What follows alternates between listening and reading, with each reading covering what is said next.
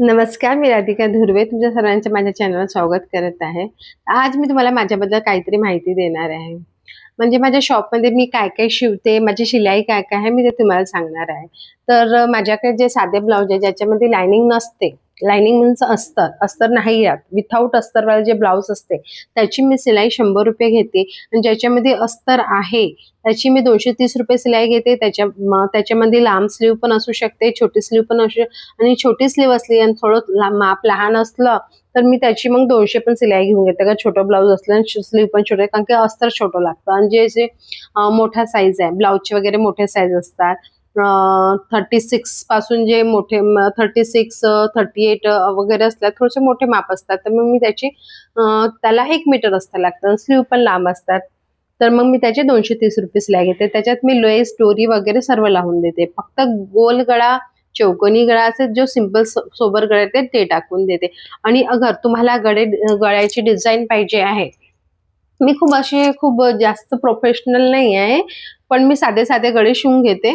तर अगर तुमचा गळा डिझाईनवाला आहे आणि स्लीवला डिझाईन आहे, तर मी त्याचे पण ₹40 एक्स्ट्रा घेते. आता आणि कप्स ब्लाउजचे मी 350 घेते. तर अशा प्रकारे माझी शिलाई आणि ड्रेस वगैरे, आता तर मी ड्रेस वगैरे टोटली बंदच केलाय, कारण की कंटिन्यू माझ्याकडे ब्लाऊजचे एवढे गिराईक असतात ना, की ड्रेस वगैरे मग म्हणजे थोडंसं माइंड, आपण जे शिवत राहिलो मग आपल्याला तेच तेच शिवूशे वाटते.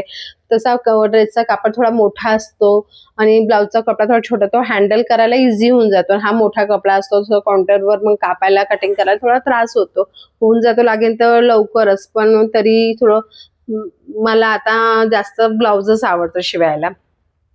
तर अशा प्रकारे आहे. आणि माझ्या शॉपमध्ये मी काही अस्तर, बंडल वगैरे हे जसं होलसेलमधूनच आणते, कारण की मला नेहमीच लागत राहते. तर हर हर ब्लाउज शिवायला आपण बसलो तर अस्तर आपल्याला लागत आहे. तर हर वेळेस मी थोडी ना शॉपमध्ये जाईन घ्यायला, की हे कलरचं अस्तर लागत आहे. त्याच्यात म्हणजे 15-20 मिनिटं, 20 मिनिटं का कधी-कधी 1-1 तास वेस्ट चालला जातो, अस्तर अगर आपल्याला मॅचिंग नाही मिळत असेल तर. तर मी काय करते, महिन्यातून 2-3 वेळा मी गांधी भागातून होलसेलमधूनच अस्तर, बंडल वगैरे घेऊन येऊन जाते. आणि माझ्या शॉपच्या आजूबाजूने खूप सारे असे छोटे-मोठे टेलर्स आहेत, जे घरगुती वगैरे लेडीज काम करतात. ते माझ्याकडे येऊन ते पण परचेस करतात माझ्याकडे. तर मला पण होऊन जाते. जेव्हा काही जास्त स्टॉकमध्ये आणते, तर ते मी विकून पण टाकते. फॉल पण आणते, अस्तर पण आणते आणि बंडल पण आणते आणि मला पण होऊन जाते ते, आणि मला तर थोडंसं ते प्रॉफिटमध्ये येऊन जातं मला त्याचे पण. तर अशा प्रकारे आहे. 2 वर्ष पहिले फॅशन डिझायनिंग केलं होतं. तर 1 वर्षाचं केलं होतं मी फॅशन डिझाइन. 3 वर्षाचं होतं, पण मी 1च वर्ष केलं, कारण की मग मॅनेज करणं थोडं कठीण झालं होतं मला. घर बघा आणि मग क्लासला जा. क्लास 2 तासाचा होता, पण जायला तिथे वेळ लागत होता. मग यायला कधी 2 ते 2.5 घंटे पण होते. मग तिथले पण काम मॅडम वगैरे द्यायचे, होमवर्क वगैरे, मग ते पण मी कंप्लीट नाही करू शकत होती. शॉप पण होतं, शॉपचे पण मला ऑर्डर राहायचे, तर ते मग वेळेवर कंप्लीट करून द्यायचे होते. तर मग कधी-कधी आपण अवेलेबल नसलो, तर मग कस्टमर चालले जायचे. कोण किती वेळ आपलं वाट पाहणार आहे, अगर आपण अवेलेबल नाही आहे तर.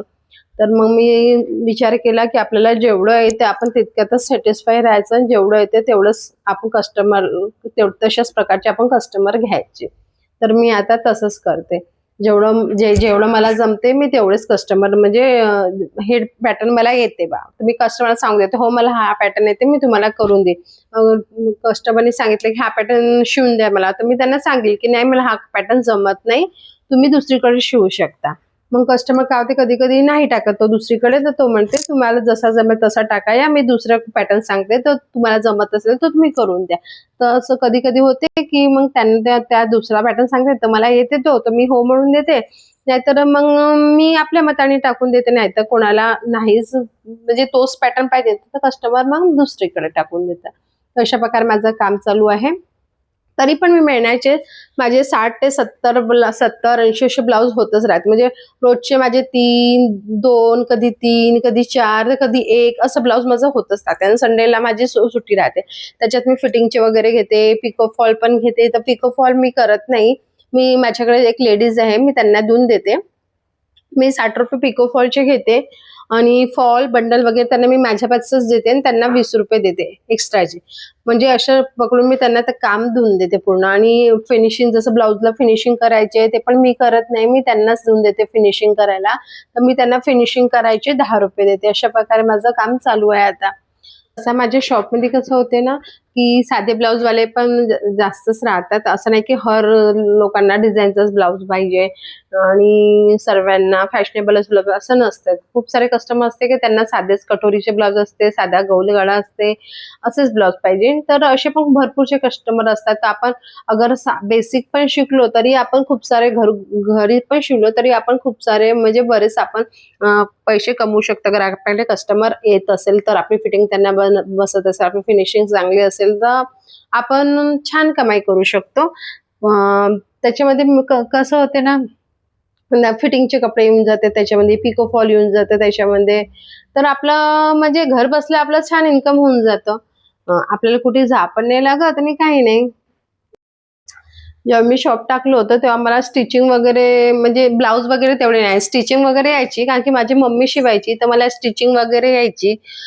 पण ब्लाऊज वगैरे शिवायला तेवढे वगैरे यायचे नाही. पिको फॉल वगैरे यायची, पिको करता यायची, ड्रेस फिटिंग करता यायचा. तर मग मी काय केलं की मला आता थोडं बहुत तर येतच होतं, बेसिक बेसिक तर येतच होतं. तर मग मी ब्लाऊजचे क्लासेस लावून घेतले. पण ते पण असं लवकर येत नव्हतं ब्लाऊज वगैरे कटिंग. म्हणजे शिकवणारा व्यक्ती असं कसं परफेक्ट सांगत नाही आपल्याला, कटिंग नाही सांगत बरोबर. आणि मग आपण हळू शिकतो.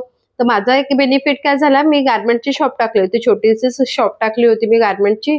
तर तिथे मशीन पण माझी तिथेच होती. मी फिटिंग वगैरेचे कपडे करून द्यायचे. तर माझ्याकडे ब्लाऊज पण शिवायला मग येत होते. साधे ब्लाऊज शिवून द्या ना तुम्ही म्हणून नाही.